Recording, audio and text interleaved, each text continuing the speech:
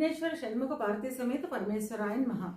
Ramadevi astro and వాస్తు ఛానల్ని వీక్షిస్తున్న ప్రేక్షకులకు స్వాగతం.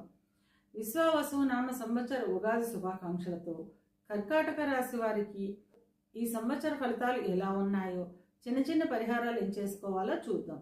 మనం చెప్పుకునేవి సంవత్సర ఫలితాలు కనుక గురువు, శని, రాహు, కేతువుల యుతి, స్థితి, గతుల ఆధారంగా ఫలితాలు ఉంటాయి. గురువు వృషభ రాశిలో సంచారం చేస్తూ మే 15వ తేదీన మిథునంలోకి ప్రవేశిస్తాడు. శని మీనంలో సంచారం చేస్తున్నాడు. రాహు మీనంలో సంచారం చేస్తూ మే 18వ తేదీన కుంభంలోకి ప్రవేశిస్తాడు.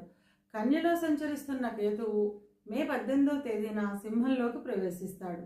ఈ గ్రహస్థితిని ఆధారంగా చేసుకుని కర్కాటక రాశి వారికి విశ్వావసునామ సంవత్సర ఫలితాలు ఎలా ఉన్నాయో, చిన్న చిన్న పరిహారాలు ఏం చేసుకోవాలో చూద్దాం. పునర్వసు 4వ పాదము, పుష్యమి 1, 2, 3, 4 పాదాలు, ఆశ్లేష 1, 2, 3, 4 పాదాలు కలిపి కర్కాటక రాశిలో ఉంటాయి. కర్కాటక రాశికి అధిపతి చంద్రుడు. ఈ సంవత్సరం కర్కాటక రాశి వారికి ఆదాయం 8, వ్యయం 2, రాజ్యపూజ్యం 7, అవమానం 3. కర్కాటక రాశి వారికి ఈ సంవత్సరం మిశ్రమ ఫలితాలు ఉంటాయి. ధన ఆదాయం బాగానే ఉంటుంది, అంతకు మించిన ధన వ్యయం కూడా ఉంటుంది. గృహంలో వివాహాది శుభకార్యాలు ఉంటాయి. చిన్న చిన్న అనారోగ్య సమస్యలు ఉంటాయి. అయినప్పటికీ శారీరకంగా, మానసికంగా ఆనందంగా, ఆహ్లాదంగా ఉంటుంది. స్త్రీ దేవతారాధన అత్యంత శుభ ఫలితాలను ఇస్తుంది. ఇక విద్యార్థుల విషయానికి వస్తే విద్యార్థులకు ఈ సంవత్సరం అనుకూలత తక్కువగా ఉంటుంది. శ్రమకు తగిన గుర్తింపు లభించదు. విద్య నిమిత్తం అధిక ధన వ్యయం చేస్తారు కనుక నిరాసక్తత అధికంగా ఉంటుంది. గణపతిని గరికతో పూజించడం ద్వారా ఈ ఇబ్బందిని తగ్గించుకోవచ్చును.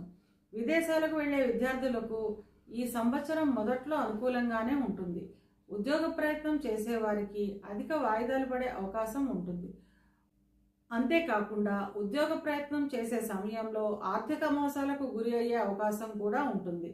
అందువల్ల ప్రతి విషయంలోనూ ఆలోచించి నిర్ణయం తీసుకోవడం చాలా అవసరం. ఉద్యోగం చేస్తున్న వారికి కార్యాలయాల్లో సంతృప్తి తక్కువగా ఉంటుంది. ఒక్కొక్క సమయంలో చేయని తప్పులకు కూడా ఫలితం అనుభవించాల్సిన అవసరం ఉంటుంది. అపవాదులు, అపార్థాలను ఎదుర్కోవాల్సిన అవసరం ఉంటుంది. మానసిక అశాంతి అధికం అవుతుంది. నరసింహస్వామిని పూజించడం ద్వారా ఈ ఇబ్బందిని తగ్గించుకోవచ్చును. విదేశాల్లో ఉద్యోగం చేస్తున్న వారికి సంవత్సరం మొదట్లో అనుకూలంగానే ఉంటుంది.